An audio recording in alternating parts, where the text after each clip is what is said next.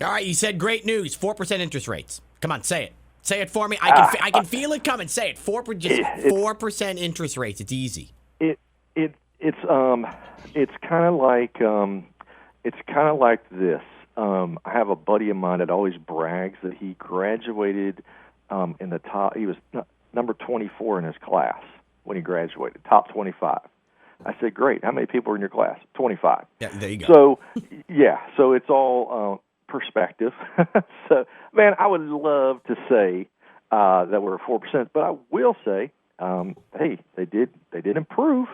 They did improve. They dropped maybe about 1%. They still are bouncing around a little bit.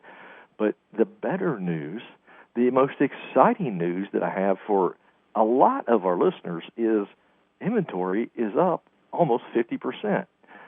That is incredible. Mm-hmm. So all of these frustrated home buyers that have basically been fighting tooth and nail to just get a home the last 3 years, you've got more options. They're coming. And it's not, that unusual, and it's not that alarming. I still wouldn't freak out about it. I told somebody that inventory is up 50%. They're like, oh, my God, the crash is coming. I said it was so anemic. Yeah. Like, we're just like at 1.1 month. I mean, it's not like we got 45,000 homes on the market, So to give you a perspective of that, I think we're hovering right around 2,300 homes in the entire Triad MLS. That services about 1.8 million people, okay? And in 2009, 10, and 11, when the market crashed, we had over 20,000 homes for sale. Wow. So we're like at 10%.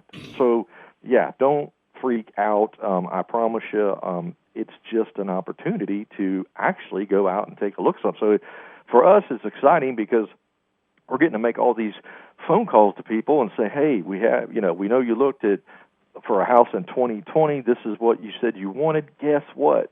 There are some options. And most people actually kind of stopped looking, to be honest with you, Keith. I mean, they're like, we think we might be ready to start looking at. So it's encouraging, very encouraging for starting off 2023 here.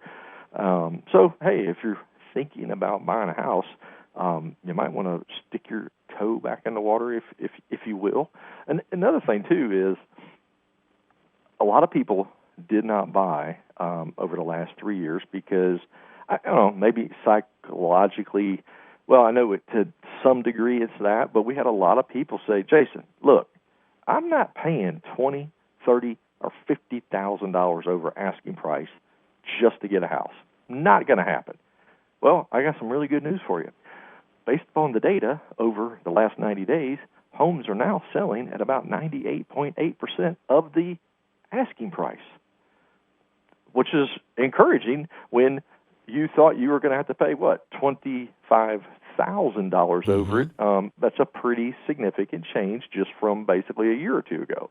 And, I mean, we saw some homes, I wouldn't say a majority, but certainly a percentage in our market that were selling for as much as 15% over asking price.